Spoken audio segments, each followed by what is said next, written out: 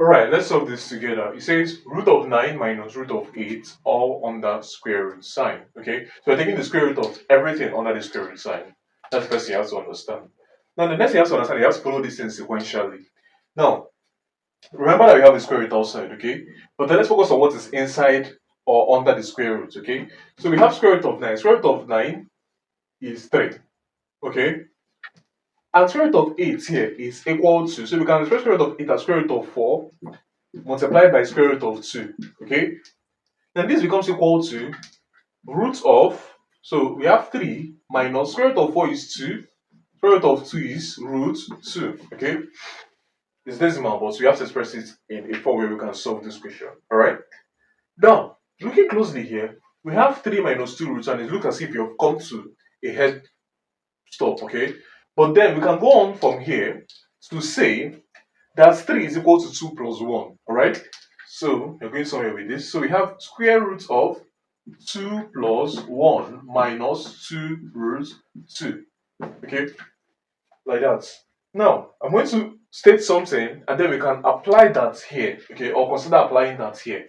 So when we have a minus b all squared, it's equal to a squared plus b squared minus ab times 2, like that.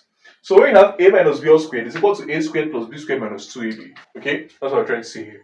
Now looking at this closely now, looking at this closely, we are going to look for a way to make this appear like this so that we can easily express this in this form and then take the square root of the square, okay? Now, what we're going to do here is to say 2 and we have root 2 in the same equation. Now, to make 2 look like root 2, we can say that 2 is equal to square root of root 2 squared. Because square root of root 2 squared is 2, okay? So now what we have is root of 2 squared plus 1 minus 2 times root of 2. Now, if you look at this, let's say that this is our a now, okay? So root of 2 is our a. So we have root of 2, which is a squared, okay? Now we have 1. 1 can also be said to be 1 squared. So we can say that this is 1 squared. So 1 squared is 1. Now, root of 2 times 1 is 2 root 2. That is root 2 rather, times 2 is 2 root 2. So this is 2ab, okay? So you see that we've expressed this in a form where it's looking like this. So we can now see that what we have here is equal to, so we have square roots of root of 2 minus 1 all squared, okay? So we brought this together now, okay? Now, at this point, we can easily take the square roots of square to cancel, so that what we are left with is the answer to this question, which becomes equal to root of 2 minus 1. So this is the final answer to this question. Thanks for watching.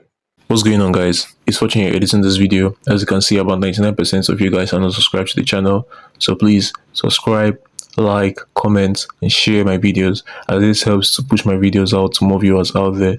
The more you subscribe, the more viewers can see my videos, the more we grow in this community. Thanks for watching, and I'll see you guys in my next video.